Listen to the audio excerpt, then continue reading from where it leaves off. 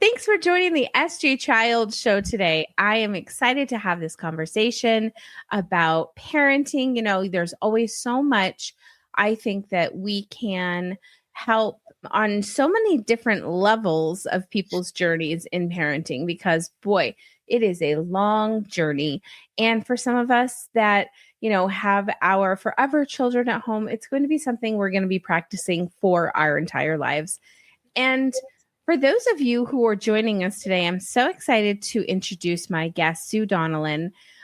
I am interested to find out more about her book and share her resources with you. So thank you, Sue, for being here with me today. Thank you very much for having me. I look forward to having our chat. Yeah, I'm really excited about it. And you're just kind of my neighbor to the north up there in Idaho. You're in Idaho, right? Yeah. Are you guys getting much snow right now? It's crazy. No. Oh, really? Nothing. We've got not a snowflake at all this season. So I'm not complaining. It's been crazy. Yeah, no, the same thing with Salt Lake City, we're just right down here. And yeah, same thing. It's like, what the heck? Winter? I don't know. It didn't stop by us this year. So yeah, I'm not asking any questions. A lot more time outdoors. Well, it's exciting to have you here today. Tell us a little bit about yourself and what got you started on this journey. Well, the parenting journey has been one of more of a soul's purpose. So I am an entrepreneur and I've run my own business. I worked from home and built my own business working here before it was popular, like 30 years ago. So that's a separate thing. That's a sales, like a rep agency business. And that is completely unto itself. I married a guy in the military and, we moved around a lot and he loves kids. I was not really a big fan of kids. I was, I was apathetic, I guess we'll have some kids. You want a couple kids? You're a great guy. I'll give you a couple kids. And that was really kind of like my mindset. And then we had our first and trying to have our second baby, I ended up dropping 2 eggs in one split. So I went from 1 to 4 kids overnight. I had triplets on my second pregnancy. Oh. And so I got thrown into the deep end pretty much in parenting. And I didn't have, older, or younger siblings. I didn't babysit for money. I really didn't have any experience with kids. And I literally I had blinders on. And with our oldest, who tends to be a little bit more like me, he never met a rule he didn't want to break. So as he was growing up, I was really challenged with, why aren't you just doing what I say? I thought I could have an adult conversation with a kid. I didn't know that there was all this nuance and psychology and a whole subset of interaction required for children. So by the time he was about 4 or 5, I was yelling so much, my throat hurt, like it was raspy. I was pretty stressed out because when my kids were, I think 4 kids under 5, my husband got deployed and he was in the 03, deal. So he was gone a while and I was in Boise, Idaho. I had no friends and family, 4 kids under 5. And I needed to do something quickly. So we had our oldest in a Montessori school at the time, and they offered a parenting class, and that was opened the door to the art of possible and to child psychology, child behavior psychology, and I just pivoted and really embraced it because in my other business, I'm in sales. So I know a lot about reading people. I know a lot about motivating people. I just needed to learn how to apply it for children, and all 4 kids with different personalities. And that's what started my journey, is just me owning my behavior and not, I had justifications for days. I remember going into my first class, well, my husband's at war, I had 4 kids, who has triplets? This is crazy. And she just calmly said, is it working? Is your yelling working? And I had to go, no, I get it. So put the mirror on myself. I had to learn. I had to make the changes. And that was just the beginning of my self-empowerment. And then I really spent quite a few years studying child behavior psychology. And I immersed myself in the Montessori way. So all of what I teach parents, all of my content, everything is informed from that Montessori, which is just building independence, the self-regulation, respect, which we all think we are showing, but none of us are, because we just aren't taught. We don't know. And so then that led me to writing my book, and I've been coaching parents for over 20 years. I've got courses and all of that. So that's been how I got here. Oh my gosh, it's wonderful. And I love so many things you said. I have to go back and bring my mental checklist of things I'm going to talk about. First off, who knows when they become a parent? Like, unless, okay, I'm going to give myself a teeny bit of credit. I worked at preschools and worked with little kids for many years. Actually, so you knew, like, you weren't completely blinded. Like, you at least knew that children have their own little world that they need to be taught. Who does, unless they have these opportunities? Yeah. And who really does? That's the truth. And like I had mentioned to you before, I'm an only child. So kind of like you said, I wouldn't have had any, nieces or nephews, or I did do a lot of babysitting, I guess, through my life, but it's not the case. Parenting is different. It is different than just knowing children. That's the case. And a couple other things you said, I absolutely just couldn't agree more and resonate with. And I want to know your secrets first on when you realized that yelling was no longer an effective form of communication with your children. How is there a specific trick? Because I'm going to share mine, but I'd like to share, I want to hear yours if there was one, and what helped you to really, after that awareness, just stop the behavior. Yeah, well, it starts with, and I do have a trick, and it's really built my entire parent coaching and everything I do, my workshops, is all based on how to stop yelling, because I have a system. I have a system, but it's really about self-awareness. And I am very much about my own, truth and owning my own behavior. And I was raised with a tremendous amount of self-accountability and responsibility. My mom and dad were big about that. And so I was coming into this as that I'm the adult. And, you asked me how I knew my yelling. So, like, it doesn't take long for I'm a businesswoman. So I understand, what it means to have something not be working. So if I'm doing a technique and it's not getting the results and I'm repeating it, but more than anything, it was just my oldest who is a little mini mirror of me, just staring back at me and just glazing over. And I'm frustrated. I'm like screaming, not screaming. I'm like, why are you back?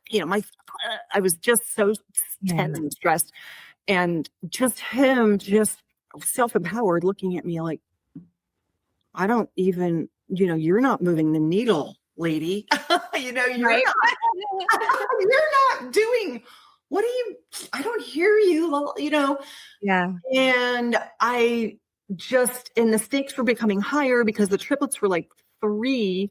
So I was dealing with, they were, the cute little babies. And then my oldest was giving me the challenge. But then as the group of 3 started getting older, it was like, oh shit, now I've got 4 kids with behavior. I have to get it together. So I really, and I teach parents that, we've been taught that to change a child's behavior, we have to change the child. That's not true. Mm-hmm. We have to change how we show up and what we're doing, because we have to change, and the child is reacting to us. We think we're yelling because we're reacting to the child, and no one ever teaches us it's really the opposite. Yeah. So everything starts with us. And, and luckily I don't have a problem with that in my own self, but I just, I'm a quick study. I looked at my kid, like, my cough drops are just not working. My throat is, is hurting. And so anyway, that's kind of how it kickstarted for me. Oh, and I realized when my son, kind of got diagnosis, and I realized that I couldn't, I have a stepdaughter that's 26. She's older. So I had already had 9 years of parenting what I thought was parenting, like my parents parented me, if you will. And so I was continuing that route. And yeah, I thought was effective, but that's a whole nother podcast episode. But the truth was, when I realized that there was this little person who couldn't communicate, and the way I was communicating was, like you said, useless, basically. Yeah. I really realized, like, oh my gosh, like I need to change this like fast. And so, and I don't want to take away from your course or anything, maybe add this to a little sentence to do a practice, but I would say to myself, okay, every time I yell from now on, I'm going to yell, I want to yell right now. And that's what I would yell instead of anything else. I made that phrase. And then it just started sounding so ridiculous. That's a I'd great. laugh at myself and be like, oh my gosh, what am I doing? And now it's, been 15 or more years that's happened. And I feel like, and sometimes I feel like I even apologize. I'm like, oh, I'm sorry I yelled at the dog. I shouldn't have. That's like my only drawback is maybe yelling at the dog now. But it's funny how we can catch ourselves doing those things. But also I'm going to change topic and go to something else that you said that is just absolutely number one, bottom line, and that parenting does obviously start when you have a child, but parenting starts with you, not with your child. It starts with you. And that is just like, has to be your everyday, what your basis that you're going off of is that you're kind of the follower and in this case, and they're the leader, and you have to maybe learn to have a different perspective. And it's tricky. It is tricky. And I think, again, when I'm teaching a workshop, I start at the very beginning with the reframe. So the reframe is, like I said earlier, we've been taught to fix the child. And it's not, we have to show up differently because the child is reacting to us. So when the child's pushing back or they're doing a power struggle, kids are so simple and so basic, and their world is so small that any input from us is so easily, like, they are so easy to react to that because that's all their little world is. And we adults have all this other stuff going on. So we're the ones that need to stop and go, okay, our child, how do I switch up my method of communication so that my child hears me differently? And if we don't take ownership of that, and we don't understand the power that we have in our ability to choose and to reframe and to learn new ways, then it's just going to be, like you said, that pattern. And we all have patterns of how we were raised. And my mom yelled at me, and my mom punished me, and I was grounded all the time, and all these punishments. And I did sit with myself as I found myself yelling, going, I lied to my mom all the time. And I had to really sit with myself and go, why did I lie? I'm not a liar, but I was a liar to her.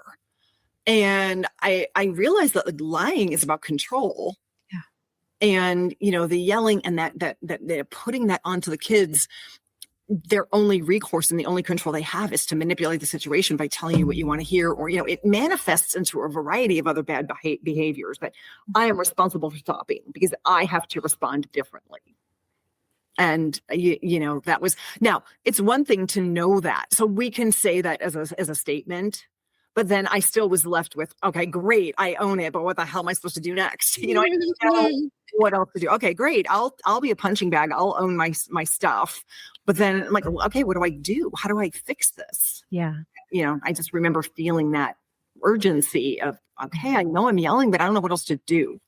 Yeah. And it really takes time, and you don't give yourself enough grace as a mom as a parent in general, to just step back and say, okay, I'm going to need a little bit of time, whether that is you take 1-2 days and see 3 days, 4 days, 5 days. Finally, you have a little bit of measured time to see how you're doing. And I think it's so important to check in, whatever way that is. You write yourself a note, you leave it on your calendar, just kind of a little check in to, did I work on that? Is that something I've lost track of?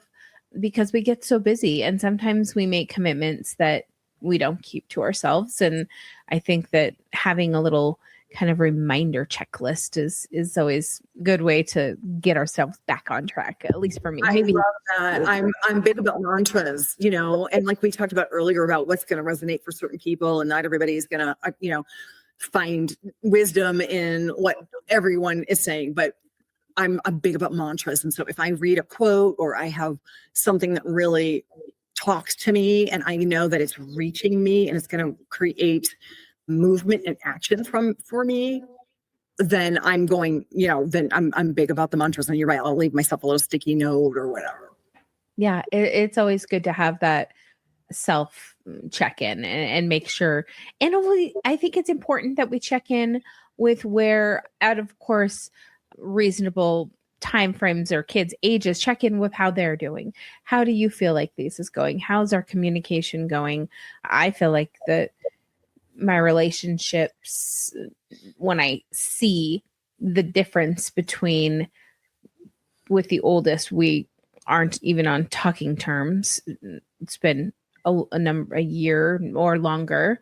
And so all I have to look at is my ones at home to say, like, okay, I'm fostering much different relationships now. Mm-hmm. And I'm more concerned, or what's in the future is more important to me than possibly what can I control right this second, right now. Like, I want to have a relationship with them in their 20s, in their 30s. I don't want it to be conversations about how it's all, or contention or anything like that, because we have to get over all of these things I love that our generation is kind of taking this step in this new era of things. And it's a big step.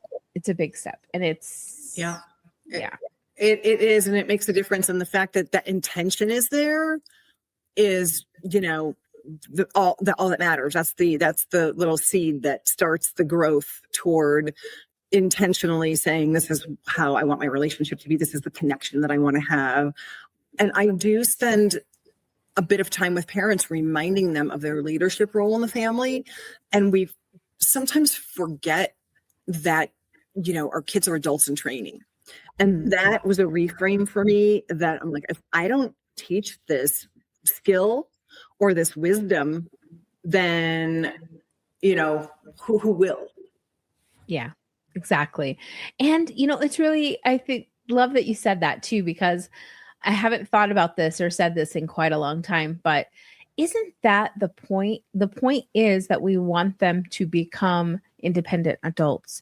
And if we don't allow them independence while they're in this safe place to make the mistakes and to try new things and to be in this safeguard, then they're going to do it when they leave, and they're going to be at much higher risks. And exactly. I think it's so great to now have this opportunity to pour into the relationship rather than the expectations of other people's ideas of how I should be parenting.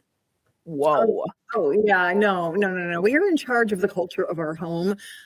And I do talk a lot about leadership and just the self-empowerment for the parent that, have we forgotten our role? And instead of making it so complicated about, like, I don't know, I don't want my child to hate me when I'm older, we get into our head.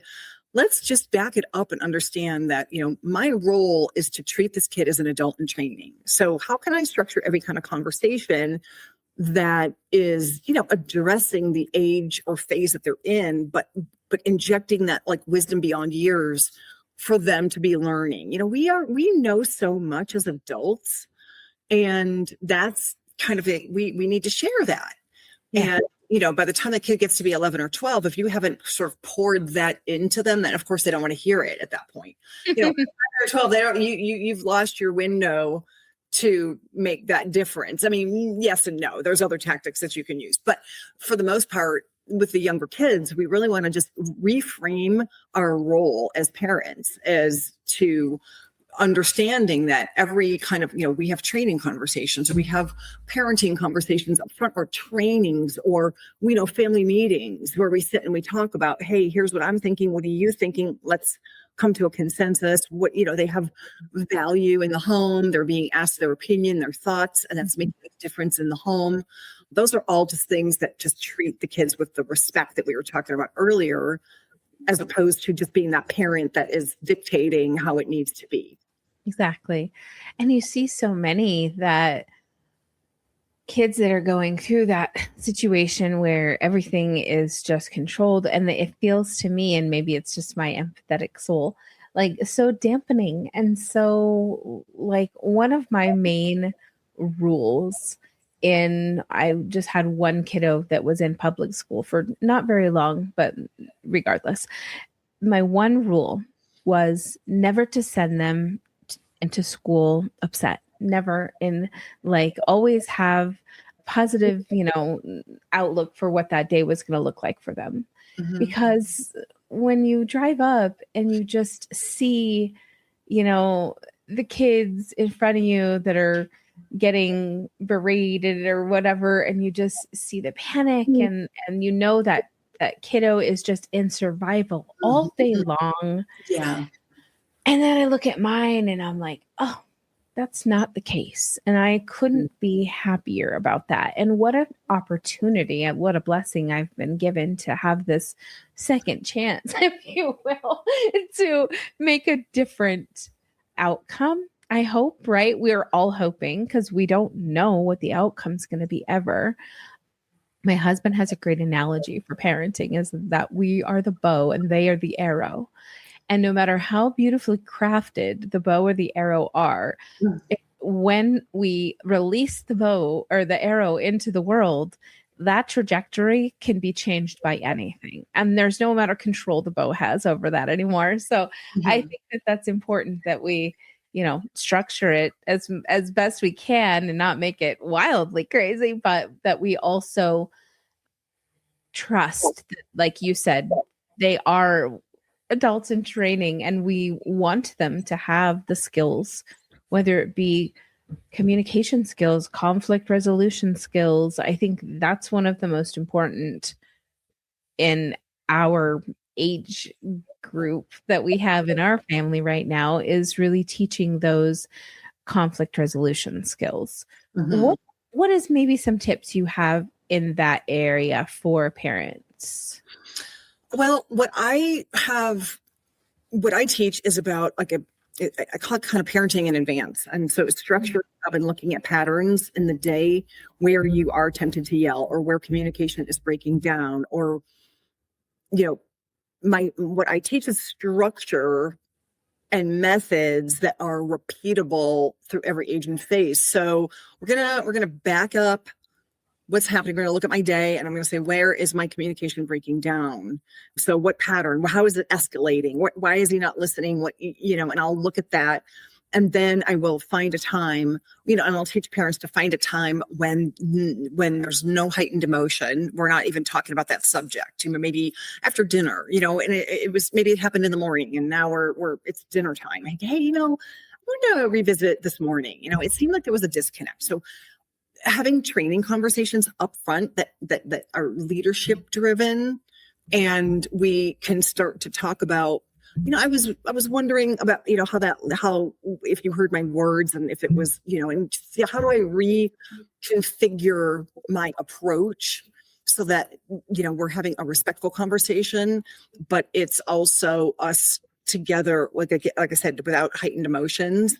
And it's parenting that moment in advance. So if we're having a breakdown on, I never get to spend time with my friends, or, whatever, we're going to talk about it when times are calmer. We're going to get to the bottom of it and ask them a few questions, but we're going to ask to be curious. And so many times parents will ask because they'll have an agenda. And I have a chapter in my book that is called How to Get Your Kids to Tell You Everything. And it's all about, how to question and psychology behind the ways to getting them to talk. And so with conflict resolution, I'm very much about, let's just take a moment by moment. Let's make it feel like less overwhelming. Let's pick a time where we're not heightened about it. And let's have a little bit of a training conversation about it, where we're asking and talking to learn, as opposed to teach or to tell them how it's going to be. And we need to be in receive mode. I love that. And I even in business, one of my most successful ways of thinking for even structuring a business deal is, I give, you give, and we both win. So, if I want, $100 and you want 200, whatever it is, like we both give 50 and now we're both happy. So if you go into it, like, I really want to hear them. I really want to understand them. I really understand and I respect that they have an opinion and that maybe they have an observation about me and my communication style and my rule that I might not understand how that's landing with them, but I'm going to question to learn and be curious. That is right there, 3/4 of conflict resolution. And curiosity, literally, in my opinion, is number one in life, in everything. I feel like I'm super curious about all things. And I think that it's so important in parenting and in relationship skills with everyone. I think the more curiosity you show, the more interest it shows that you have in that person, and the more connection you make with that person, no matter who it is, literally. And we don't always do it with our kids. No, everywhere else. But it's funny because parents, we tend to get into the pattern of like, I know better. Everything's a lecture. Yeah. And I'm not, I found myself doing the same thing. My husband did the same thing. Like, nobody's more curious than my husband. He's such a great open-minded guy. But when it came to our kids, I felt, you're tired. You're dealing with the same thing over and over. It takes a while for kids. We're dealing with adults. I'm going to say something to you. It's going to click and you're going to respond in kind. And it's much more of an exchange. Whereas with kids, like I say, they're adults in training. It's a training conversation. And I have to be aware that I'm training a skill. And that's my job, but it's not going to be fully embodied in this conversation. And I have to know that. My expectation management needs to know that, like, my job is to train these people, and I might not get there this time. So, and that's just kind of that whole respect and that whole curiosity. We cannot be, it's so easy to fall into lecture mode and not see it because we're tired and we just need it to, we just do what I say, and so it's sometimes, that's why when I said earlier about yelling, and I had to take those classes and I studied and I learned more, I had to learn how to reframe my approach. Yeah. And also create an environment where my kids can be honest with me. How many times did my kids be like, "You're lecturing"? I am. Wait, what? I am. And they can feel honest to tell me without repercussions. That's not disrespectful. Yeah. No, I agree. I think that teaching them that they can advocate for themselves is so important, and understanding how to do that, like you said, with respect and with not expectation, but with learning, with, okay, what can, like you said, kind of a give and give situation. There has to be that. And they are learning, and you can't expect it. I love that you said that, because how many times in conversations are you expecting the outcome to be what you would want it as a fully your brain is fully grown adult. Here we're dealing with somebody, not that case. Like, yeah, put your expectations where they should be. And literally my husband and I always say expectations just lead to disappointment. So absolutely. Absolutely. That's the thing, I keep coming back to the main point, which is like, who put the expectation there? And another chapter in my book is our greatest power. And what is our greatest power that all of us have, and it's free, is our ability to choose. And that is just so incredibly empowering, because we forget. We're so busy. It's so challenging because there's so many inputs right now. Instagram, Facebook, we've got all this input, friends, family, and we forget to sit with ourselves and go, well, what does my instinct tell me? And I'm a big proponent of intuitiveness and listening to our gut and connecting with ourselves, our gut, and asking ourselves the hard questions, like, why did I lie to my mom? Why? And then how do I change what she did? And my mom and I were super close. She's an amazing mom. And understanding that with that forgiveness, that lens of forgiveness, of she did the best she could. And she raised a great lady, she raised a good woman. But, that's the other thing too, is like, we are attaching meaning to everything. Sometimes it just is that I lied to my mom, and she was doing the best she could. And she's, and the only control I had was it just is. It doesn't have to mean anything. And I think that's where we fall short with all these inputs that we're getting. It's we're being told that everything has to have meaning. It doesn't. Neutrality is like one of my favorite words these days. Neutrality. How do I find that balance? How do I find my neutral responses that are going to be productive, as opposed to, meaning adds guilt, and it adds, self-shame, or whatever. It's adding emotion where sometimes we don't need it. Sometimes we do, but we don't need it on everything.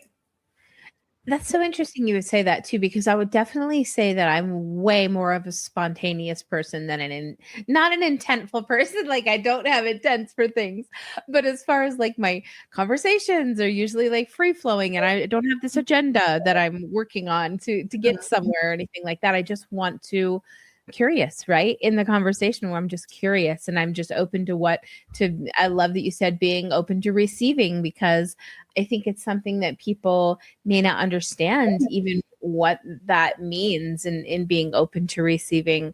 Are you being quiet when they're talking? Are you thinking of what to say next? Don't stop. Like, that's not what listening is. Listening is really hearing and perceiving, trying to perceive what that person is trying to tell you, and not a couple things, not hearing what words aren't being spoken, because isn't that a tricky thing? Hearing the words that aren't being spoken that we just input in there. And then, of course, just really not having something that you're working on to say next. I think that I've found just in podcasting in general, this is like the 350th episode or 47th or something. And in all of these conversations, the best, and I mean, all of them have been amazing, but of course I've grown so much over these many years. And the best conversations are ones that I don't have an expectation. I don't have an idea of even what we may be talking about. And it's all just coming, like you said, from my intuition, from my instinct, listening with curiosity to what I'm going to learn and what am I going to get to take to all of my wonderful listeners and share with everyone, because I'm a big proponent of building the playground that people can play on. That's a great. I also, when I'm doing my workshops, what my favorite thing to do is to, bring up counterintuitive ideas that we aren't, like I said, our kids are responding to us, we're not responding to them, but also embodying certain skills like the curiosity, listening to receive, it goes on and on with skills, then turning it around and teaching our child that skill. So I talk about like a full circle moment, and a lot of times we're so busy reacting. And that is really where my parenting coaching lies, is in the preparedness. My goal is to make parenting, as easy as possible by creating systems that are repeatable through every age and phase. And so the system can apply, through all of these different iterations, and it just makes it easier. But it's also parenting in advance. It's stop being ahead and stop being in react mode. How do we stop being in react mode? Well, I've got techniques and things that I talk about for trying to get into that parenting in advance mode, which is, we talked earlier about having the training conversation and how to do conflict resolution, how to sort of regain the messaging by going at a time where the emotions aren't heightened about that subject, and approaching and having an intelligent conversation where I'm listening to receive, I'm being curious, and I'm being thoughtful about what their perception is.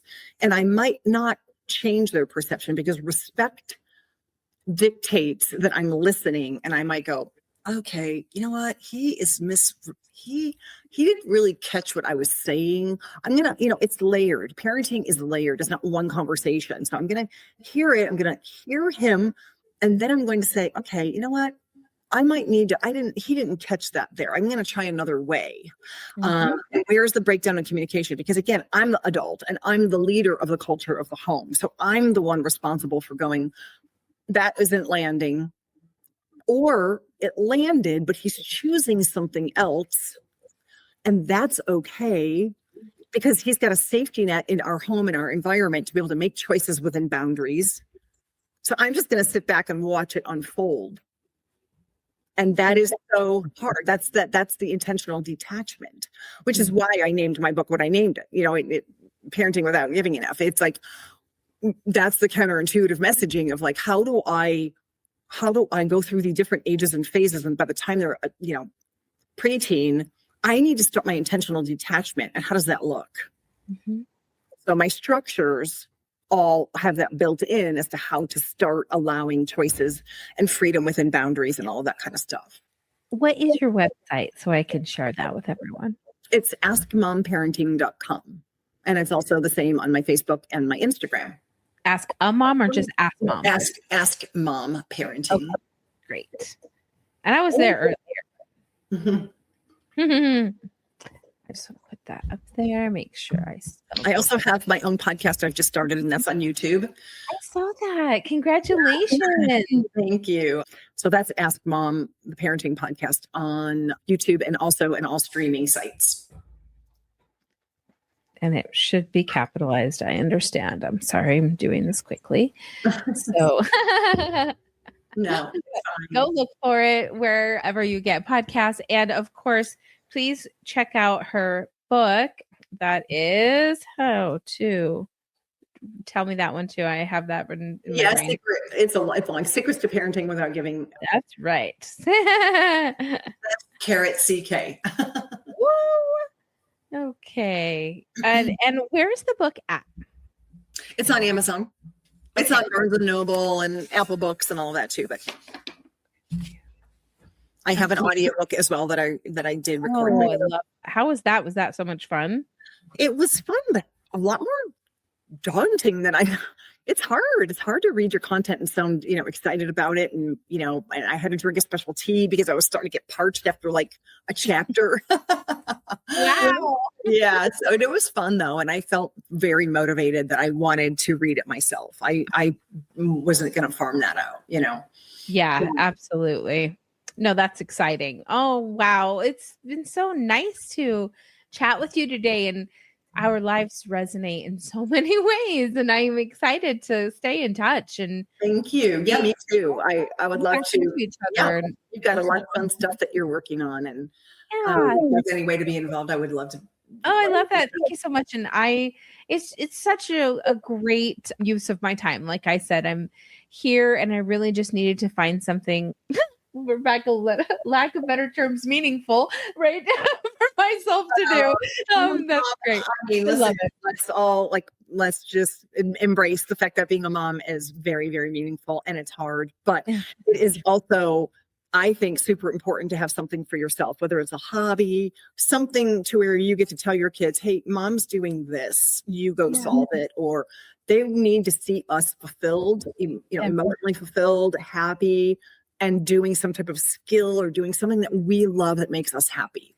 Yeah, I agree. I couldn't agree more. Sharing, more when they were littler and they were more interested, but when they wanted to be can I do a podcast episode? Can I help write a book? That was the most exciting times when we could do those things together. So, but now we're embracing those teenage years. Oh, they come back. It comes back.